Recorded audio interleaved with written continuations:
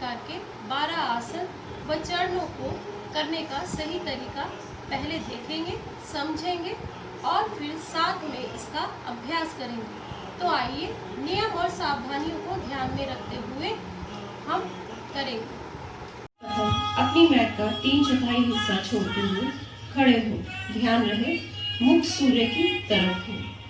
आप अपने दोनों पैरों को आपस में जोड़ते हुए बिना कंधों को झुकाए सीधे खड़े हो जाएं। ध्यान रखें कि आपके हाथ शरीर के समीप हो और आपकी ठोड़ी जमीन के समानांतर। अपने शरीर को दोनों पैरों पर समान रूप से संतुलित करें। इस स्थिति को समस्थिति कहा जाता है। सूर्य नमस्कार के पहले चरण के लिए सांस लेते हुए अपने दोनों हाथों को छाती के मूल गड्ढे के समीप नमस्कार मुद्रा में ले आए। ध्यान रहे कलाई से कोहनी तक की भुजा पृथ्वी के समानांतर रहे। आंखें कोमलता से बंद करेंगे। इसे प्रणाम आसन कहा जाता है। अब दूसरे चरण के लिए सांस अंदर लेते हुए अपने शरीर को कमर से ऊपर की ओर खींचते हुए अपने दोनों हाथों को अपने सर के ऊपर से ले जाते हुए अपने सर और कमर को पीछे की ओर क्षमता अनुसार झुकाएंगे। ध्यान रहे हाथ कानों के समीप, टांगे सीधी रखें। इस आसन को हस्तोत्थान आसन कहा जाता है। अब तीसरे चरण के लिए धीरे धीरे श्वास छोड़ते हुए अपने शरीर को व हाथों को सामने की ओर खींचते हुए अपने शरीर को तब तक झुकाएं जब तक आपकी दोनों हथेलियां आपके पैरों को दोनों तरफ जमीन के ना छू ले। ध्यान रहे जिन्हें कमर का दर्द, शाइटिका, स्लिप डिस्क, चक्कर आने की समस्या हो वह इसे ना करें। वह ध्यान रखें नीचे झुकते समय सिर व भुजा एक साथ ही हो। इस आसन को पादहस्त आसन कहा जाता है। चौथे चरण करने के लिए एक गहरी सांस भरते हुए और अपने दाएं पैर को पीछे की ओर ले जाएं। अपने घुटने को जमीन पर लगाकर रखें। सुनिश्चित करें कि आपका दायां पैर पंजे पर हो और आपका बाएं पैर का घुटना 90 डिग्री पर हो। दोनों हथेलियां जमीन पर पंजे की सीट पर हो। आपके हिप नीचे और ठोड़ी ऊपर की ओर हो। इस आसन को अश्व संचालन या अंजनी आसन भी कहा जाता है। अब पांचवें चरण में एक गहरी सांस छोड़ते हुए अपना बायां पैर इस तरह पीछे ले जाएं कि वो आपके दाएं पैर की सीध में हो जाए। सुनिश्चित करें कि आपके हाथ और कंधे सीधी रेखा में हो और साथ ही कंधे, पीठ व हिप भी एक ही सीध में हो।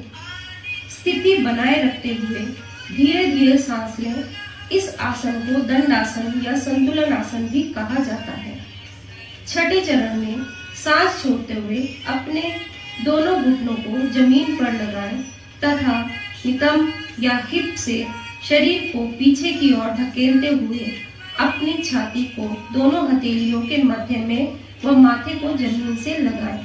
सुनिश्चित करें आपके कूल्हे, हिप ऊपर की ओर और आपकी कोहनियां आपके शरीर के समीप हो।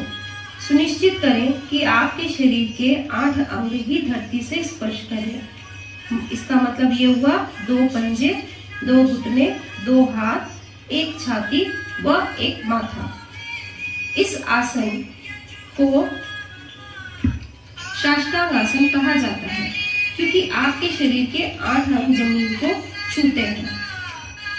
7वें चरण के लिए सांस अंदर लेते हुए अपनी श्रोणी यानी पैल्विक को नीचे लाएं व साथ साथ अपनी छाती व माथे को आगे की ओर सरकाते हुए अपने शरीर के ऊपरी हिस्से को नाभि तक उठाएं। सुनिश्चित करें कि आपके पैरों के पहिए बाहर की ओर व टांगें सीधी व मिली हैं। इस आसन को भुजंगासन कहा जाता है। 8वें चरण में धीरे धीरे सांस छोड़ते हुए अपने पैरों के पंजों को अंदर की ओर मोड़ें और अपने हिप को इतना ऊपर ले जाएं कि वह एक पर्वत का आकार ले ले। ध्यान रहे आपकी दोनों टांगें सीधी व एड़ियां जमीन से सटी हुई हो और आपकी दोनों हथेलियां जमीन पर हो। आपका सर भुजाओं के मध्य व ठोड़ी को कर्णपूट पर लगाने का प्रयास करेंगे।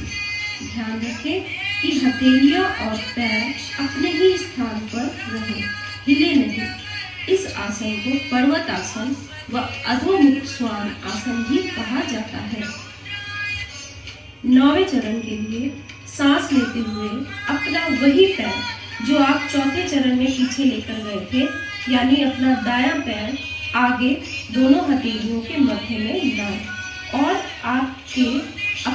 अपने बाएं पैर के घुटने को जमीन पर रखते हुए पुनः अश्व संचालन आसन की स्थिति में आ जाएं।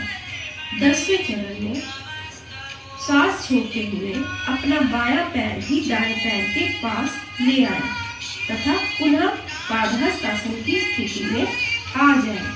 11वें चरण में श्वास भरते हुए अपने दोनों हाथों को सामने की ओर से खींचते हुए अपने शरीर को सीधा करते हुए ऊपर की ओर ले जाए और पुनः हस्तोत्थान आसन की स्थिति में आ जाए। ध्यान रहे कि ऊपर आते समय आपकी दोनों भुजाएं और सर साथ में ऊपर आए।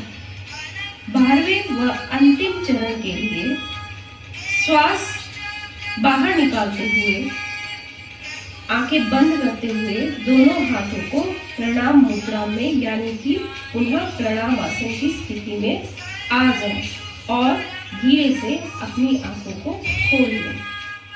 यह हमारा